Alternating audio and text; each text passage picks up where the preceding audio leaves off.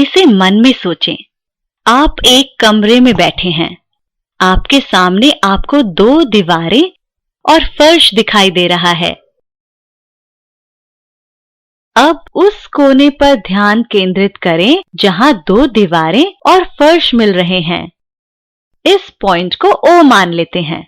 आप point O से 3 रेखाओं को निकलते हुए देखेंगे, बाएं से दाएं, ऊपर से नीचे और आगे से पीछे। ठीक है ना? हर रेखा या दिशा X, Y और Z नामक अक्ष को दर्शाती है। बाईं दाईं दिशा को आमतौर पर X अक्ष कहते हैं। ऊपर से नीचे की दिशा को आमतौर पर Y अक्ष कहते हैं। आगे से पीछे की दिशा को आमतौर पर Z अक्ष कहते हैं। इसे बेहतर रूप से समझने के लिए आइए सामने की दीवार पर एक ग्राफ पेपर लगाते हैं। और ये लीजिए, हो गया। अब हम तैयार हैं। 0 मान वाला ये समान पॉइंट O शुरुआती पॉइंट है। आप सभी कुछ यहीं से मापते हैं। आइए अब X अक्ष को देखते हैं। इसमें दाईं ओर के सभी मान सकारात्मक होते हैं और बाईं ओर के सभी मान नकारात्मक होते हैं। आइए अब X अक्ष को ऊपर की ओर 90 डिग्री घुमा देते हैं। ये नई लाइन Y अक्ष में मिल जाती है।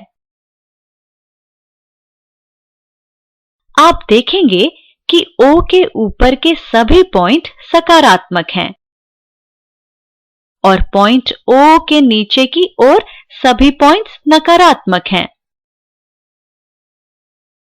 X और Y का प्रतिच्छेदन 4 क्षेत्र बनाता है।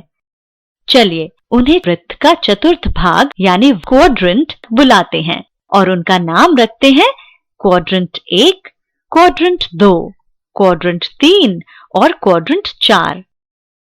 क्वाड्रेंट 1 में X और Y का मान सकारात्मक है। क्वाड्रेंट 2 में X का मान नकारात्मक है और Y का सकारात्मक। फिर क्वाड्रेंट 3 में X का मान नकारात्मक है और Y का भी नकारात्मक है। क्वाड्रेंट 4 में X का मान सकारात्मक होगा और Y का मान अभी भी नकारात्मक है। अगर हम इन चारों क्वाड्रेंट को 90 डिग्री से ऐसे घुमाएं कि Y अक्ष Z अक्ष से मेल खाए पर X अपने स्थान पर ही रहे, यहां हम 4 नए क्वाड्रेंट देखेंगे जिनका नाम होगा 5, 6, 7 और 8। हर क्वाड्रेंट के अपने X और Y अक्षों के अपने सकारात्मक और नकारात्मक मान होंगे।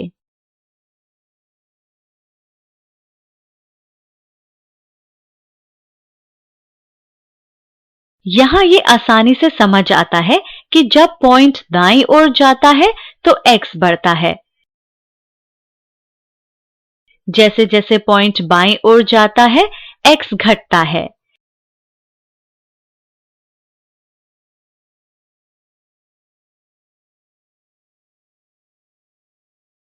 जब पॉइंट ऊपर की ओर जाता है तो Y बढ़ता है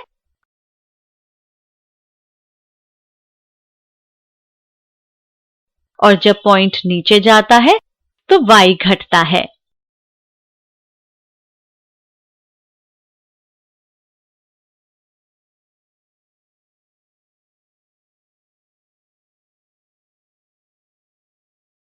इसी प्रकार जब पॉइंट सामने की ओर जाता है तो Z बढ़ता है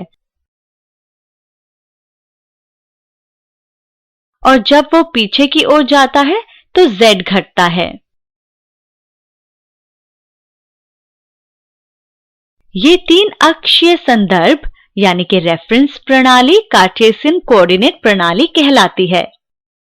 इसका इस्तेमाल एक 3D यानी कि 3 आयामी वस्तु के गुणों को परिभाषित करने के लिए किया जाता है, जिसमें उसकी स्थिति, घुमाव और स्केल शामिल होते हैं।